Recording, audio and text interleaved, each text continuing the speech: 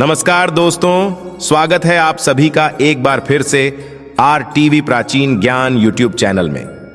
हर हर महादेव, राधे राधे, जय श्री कृष्णा, जय माता लक्ष्मी। दोस्तों, सच्चे दिल से कमेंट बॉक्स में लिखें जय माता लक्ष्मी।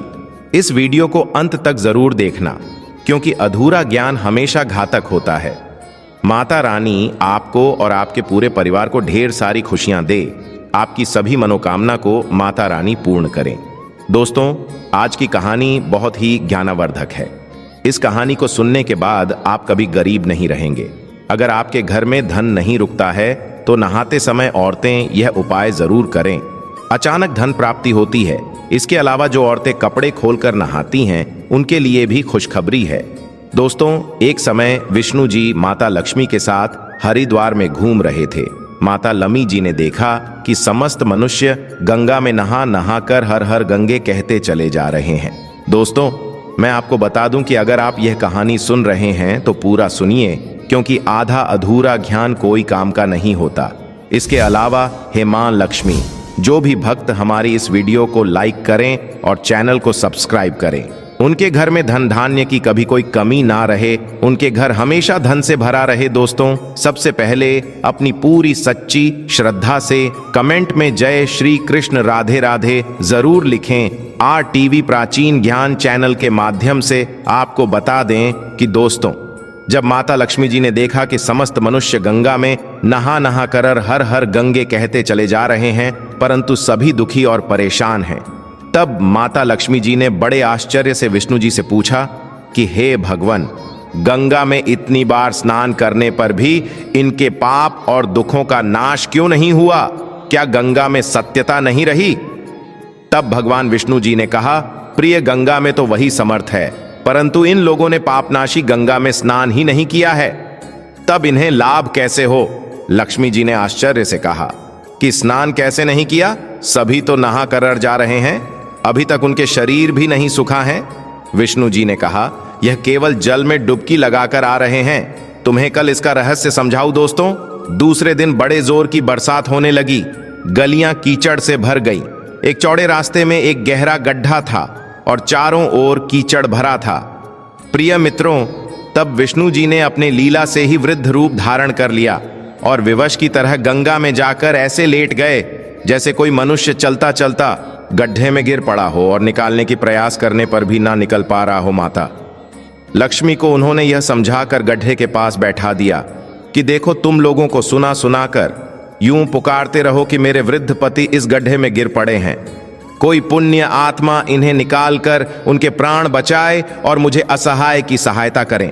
साथ ही विष्णु जी ने यह कहा कि जब कोई गड्ढे में से मुझे निकालने को तैयार हो, तब इतना और कह देना कि भाई, मेरे पति सर्वथा निष्पाप है, इन्हें वही छुए जो स्वयं निष्पाप हो। यदि आप निष्पाप हैं तो उनके हाथ लगाइए, नहीं तो हाथ लगाते ही आप भस्म हो जाएंगे। दोस्तों, लक्ष्मी जी तथास्तु कहकर गड्ढे के किनारे बैठ गई और आने वाले लोगों को सुनाकर विष्णु जी की सिखाई हुई बात कहने लगी। गंगा में नहाकर लोगों के भीड़ आ रहे हैं। सुंदर युवती को यूं बैठी देखकर कितनों के मन में पाप आया, कितनों को कुछ धर्म का भय हुआ, तो कितने कानून से डर रहे थे। प्रिय मित्रों, कुछ लोगों ने तो माता लक्ष्मी को यह भी सुना दिया कि मरने दे, इस बूढ़े को क्यों उसके लिए रोती है। और साथ ही कुछ दयालु चरित्रवान पुरुष भी थे। उन्होंने करुणा दिखाते हुए उस युवती के पति को निकलना चाहा, परंतु लक्ष्मी जी के वचन सुनकर वह भी रुक गए। उन्होंने सोचा कि हम गंगा में नहाकर आए हैं तो क्या हुआ, पापी तो है ही। दोस्तों, वे सोच रहे थे कि कहीं सहायता करते समय हम भस्म ना हो जाएं। इस स्त्री के कथन के अनुसार हम स्वयं भस्म ना हो जाएं। ऐसे में किसी का साहस नहीं हुआ। सैकड़ों आए, सैकड़ों ने पूछा और चले गए। प्रिय मित्रों, अब संध्या हो चली थी। विष्णु जी ने कहा, हे प्रिय, आपने देखा आया कोई सच्चे हृदय से गंगा में नहाने वाला? थोड़ी देर बाद एक जवान हाथ में लौटा लिए हर हर गंगे करता हुआ निकला। पार्वती ने उसे भी वही बात कही। युवक का हृदय करुणा से भर आया। उसने घर में गिरे वृद्ध व्यक्ति अर्थात विष्णु जी को निकालने की तैयारी की। तब लक्ष्मी जी ने रोककर कहा कि भाई, यदि तुम सर्वथा निष्पाप नहीं होंगे तो मेरे पति को छूते ही जल जाओगे।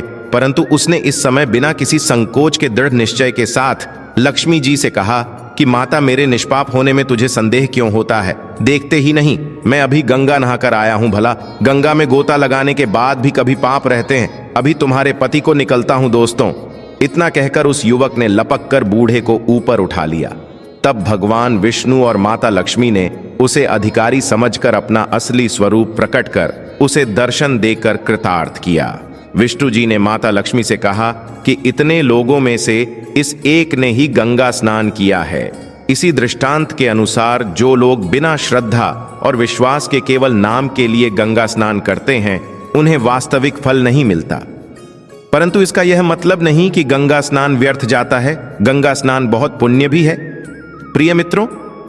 इसके बाद विष्णु जी ने माता लक्ष्मी से कहा, हे प्रिय, अब मैं आपको 12 बातें बताता हूं। जो भी मनुष्य इन 12 बातों को नहाते समय ध्यान में रखता है, वह कभी भी दुखी नहीं रहता है। उसके घर में मां लक्ष्मी का वास हो जाता है।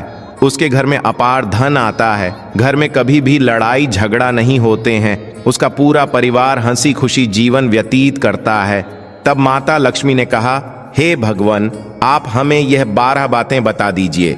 मित्रों, इसके बाद भगवान विष्णु उन बातों को बताना शुरू कर देते हैं और माता लक्ष्मी बहुत ध्यान से सुनने लगती है। RTV प्राचीन ज्ञान चैनल के माध्यम से आपको बता दें कि मित्रों, ये 12 बातें आप लोग भी बिल्कुल ध्यान से सुन लेना। इसके बाद भगवान विष्णु कहते हैं, हे प्रिय, ये 12 बातें बताने के बाद मैं आपको एक बात और बताऊंगा जो औरतों के लिए है। जो औरतें कपड़े खोलकर स्नान करती हैं, उनके लिए यह बात बहुत ही महत्वपूर्ण है। तो हे लक्ष्मी, इस बात को आप बहुत ही ध्यान से सुने मित्रों। फिर भगवान विष्णु अपनी वाणी को शुरू कर और बताने लगते हैं। विष्णु जी कहते हैं, स्नान करने से शरीर निरोगी रहता है और मन प्रसन्न रहता है। नहाने से चेहरे की क्रांति और शारीरिक आकर्षण में भी बढ़ोतरी होती है। अगर इस नित्य कर्म के दौरान कुछ बातों का ध्यान रखा जाए तो आध्यात्मिक से भी ज्यादा लाभ पाया जा सकता है। नहाने के क्रम में इन बातों का ख्याल जरूर रखना जाना चाहिए। अब उन बातों के बारे में बताने जा रहा हूं। प्रिय, आप इन बातों को बिल्कुल ध्यान से सुनना। पहला है, स्नान करने के बाद लोग शुद्ध होकर पूजा पाठ आदि सारे काम करने के योग्य बनते हैं, इसलिए सुबह को ही स्नान कर लेना चाहिए। दूसरी बात, शास्त्रों में कहा गया है कि स्नान करने से इन 10 गुणों की प्राप्ति होती है: रूप, तेज, बल, पवित्रता, आयु, आरोग्य, निलक का तप और मेधा। तीसरी बात है, लक्ष्मी, धन, पुष्टि, आरोग्य और स्वास्थ्य। चाहने वालों को हर मौसम में और हर दिन स्नान करना चाहिए। चौथी बात है, शास्त्रों में कहा गया है कि सुबह स्नान करने से पाप का नाश होता है और पुण्य मिलता है। ऐसा कहा गया है कि सुबह नहाने वालों के पास नकारात्मक शक्तियां नहीं भटकती, इसीलिए सुबह स्नान करना ही उचित है। पांचवी बात है, बीमार की हालत में सर के नीचे से ही स्नान करना चाहिए। गीले कपड़े से शरीर को पोंछ लेना एक तरह का स्नान ही कहा गया है। छठी बात है, सुबह की लालिमा निकलने से पहले ही स्नान कर लेना श्रेष्ठ माना गया है। सातवीं बात है, तेल लगाकर और शरीर मलमल करर नदी में नहाना माना है। इसकी जगह नदी से बाहर निकलकर तट पर ही शरीर साफ करके तब नदी में डुबकी लगाना उचित है। आठवीं बात है, जिन घाटों पर कपड़े धोने जाते हैं वहां का जल अपवित्र माना गया है, इसलिए वहां से कुछ दूर दर हटकर। नौवीं बात, नदी में 11 या 21 बार डुबकियां लगाना अच्छा बताया गया है। 10वीं बात है, पवित्र नदियों में कपड़े नहीं निचोड़ चाहिए। नदी में किसी तरह की गंदगी नहीं बहानी चाहिए। 11 नल की तुलना में झरने का पानी झरने से ज्यादा, नदी का पानी, नदी के पानी से किसी तीर्थ का जल, तीर्थ के जल से गंगा जल अधिक श्रेष्ठ माना गया है। वही 12वीं बात यह है कि गंगा माता का कथन है कि स्नान करते वक्त कोई चाहे जहां भी मेरा स्मरण करेगा, मैं वहां के जाल में आ जाऊंगी। प्रिय मित्रों, इसके बाद विष्णु जी ने कहा, अब मैं आपको औरतें के बारे में बताता हूं, जो औरतें कपड़े खोलकर स्नान करती हैं। विष्णु जी ने कहा, हे प्रिय, हिंदू धर्म शास्त्रों में हर एक चीज के लिए कुछ नियम बनाए गए हैं। इन नियमों में से एक है स्नान को लेकर की गई बातें।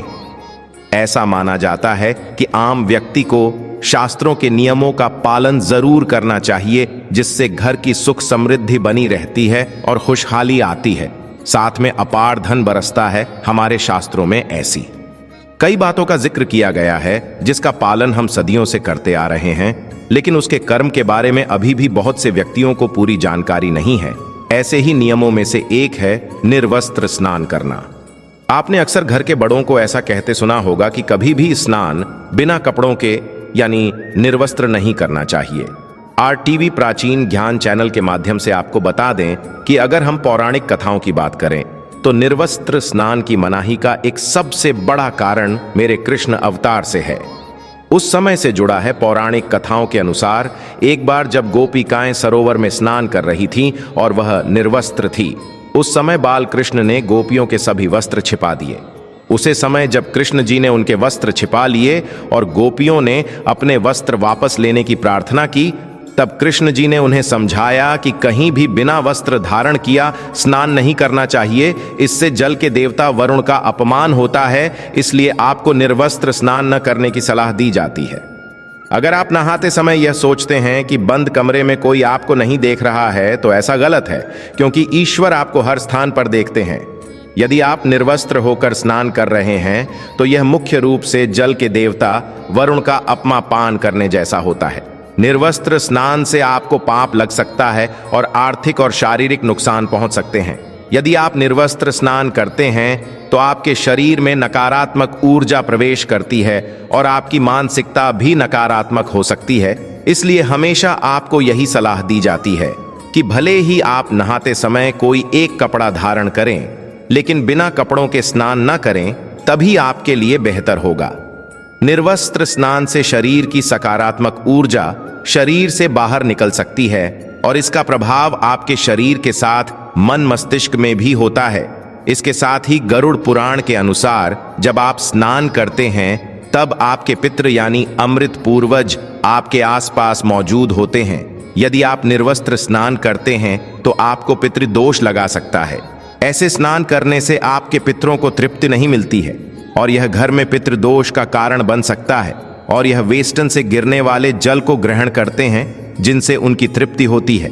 निर्वस्त्र स्नान करने से पितृ अतिरिक्त नाराज होते हैं, जिनसे व्यक्ति का तेज बल धन नष्ट होता है। इसलिए कभी भी निर्वस्त्र होकर स्नान नहीं करना चाहिए। पुराणों के अनुसार नहाने वाला पानी पूर्वजों के हिस्से जाता है और निर्वस्त्र होकर नहाने से इसे पितरों के समक्ष बिना कपड़ों के नहाना माना जाता है। शास्त्रों में ऐसी मान्यता है कि यदि कोई निर्वस्त्र स्नान करता है तो माता लक्ष्मी उससे रूठ सकती है। साथ ही इससे आपकी कुंडली में धन हानि के योग्य बन सकते हैं और आपकी आर्थिक स्थिति खराब हो सकती है। इन्हीं कर्म से आपको निर्वस्त्र स्नान न करने की सलाह दी जाती है और शास्त्रों में भी ऐसा करना पाप माना गया है। कमेंट में जय मां लक्ष्मी जय विष्णुदेव जरूर लिख दें। माता रानी आपकी सभी मनोकामना पूर्ण करें। दोस्तों, अगर आपको ये जानकारी पसंद आया है तो वीडियो को लाइक करिएगा, दोस्तों को शेयर जरूर करिएगा और आरटीवी प्राचीन ज्ञान चैनल को सब्सक्राइब करके बेल आइकन जरूर दबाइएगा। आपका दिन शुभ हो।